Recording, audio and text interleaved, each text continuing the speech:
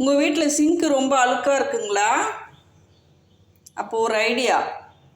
இது வந்து மாவு அரைக்கும் போது நம்ம வந்து கிரைண்டர் கழுவோம் இல்லைங்களா, அந்த தண்ணியில் இப்போ என்ன கலக்கலான்னு பார்ப்போம். 1 டீஸ்பூன் கல் உப்பு போட்டுக்கலாம். ஒரு அரை டீஸ்பூன் சோடா உப்பு போட்டுக்கலாம். இதை நல்லா கலக்கி விட்டுடலாம். தேங்காய் உடச்சிங்கன்னா அந்த நாரை தூர போடாதீங்க, இந்த மாதிரி விஷயங்களுக்கு பயன்படுத்திக்கலாம். இப்போ இந்த நாரை வந்து உள்ளே டிப் பண்ணிக்கலாம்.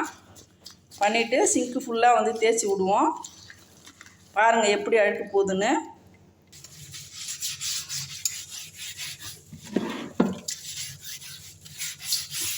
வாரத்துக்கு ஒரு முறை இந்த மாதிரி கழுவுனீங்கன்னா சிங்க்கு சுத்தமாக இருக்கும், நோய் கிருமி எதுவுமே இருக்காது.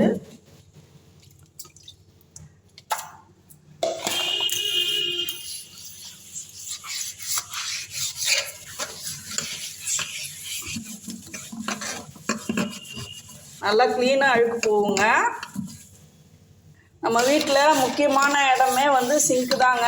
ஏன்னா சாப்பிட்ற தட்டெல்லாம் வந்து கழுவுற இடம். அது எப்போவுமே நம்ம வந்து சுத்தமாக வச்சுக்கணும். அது மூலமாக தான் நம்மளுக்கு சளி பிடிக்கிறது, ஜுரம் வர்றது எல்லாமே. அது மாதிரி இந்த தேங்காய் பஞ்சுலாம் வந்து நல்லாவே வந்து இடுக்குங்கள்லாம் தேய்க்கலாம். எவ்வளோ தான் காஸ்ட்லி ப்ரஷ் வாங்கினாலும் இதுக்கு ஈடு எண்ணெய் எதுவுமே கிடையாது. நல்லாவே மூளை மடுக்கலாம், அழகாக தேய்க்கலாம். இந்த மாதிரி குழாய்க்கு கீழே உப்பு கரை இருந்தாலும் அதுலேயும் வந்து 1 டீஸ்பூனு சோடா உப்பு போட்டு தேய்ச்சிங்கன்னா 1 நிமிஷத்தில் போயிடும். பாருங்கள் போயிடுச்சு, க்ளீனாக ஆகிடுச்சு பாருங்கள். சுத்தமாக இல்லவே இல்லை. அவ்வளோதான், நல்லாவே தேய்ச்சி விட்டாச்சு. இப்போ தண்ணி ஊற்றி கழுவிடலாம்.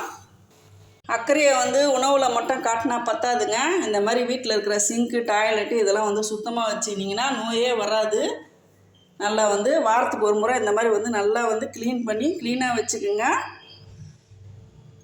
இனிமேல் கிரைண்டர் கழுவுன தண்ணி இருந்துச்சுன்னா வேஸ்ட்டாக ஊற்றாதீங்க. கீழே ஒரு டம்ளரில் ஊற்றி ஓரமாக வச்சுட்டு மறுநாள் அதில் 1 டீஸ்பூன் கல் உப்பும் சோடா உப்பும் போட்டு இந்த மாதிரி தேய்ச்சி கழுவி பாருங்கள். தேங்காய் நார் வச்சு சுத்தமாக இருக்கும். ட்ரை பண்ணி பாருங்கள்.